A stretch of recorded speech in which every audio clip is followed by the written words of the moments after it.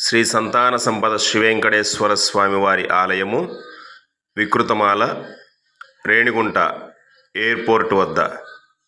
ఈరోజు ఆదివారం సుప్రభాత సమయాన సాక్షాత్తు ప్రత్యక్ష దైవమైన సూర్య భగవానుడు శ్రీ శ్రీనివాసుని దివ్య చరణాలను స్పృశిస్తున్న అద్భుత దృశ్యం.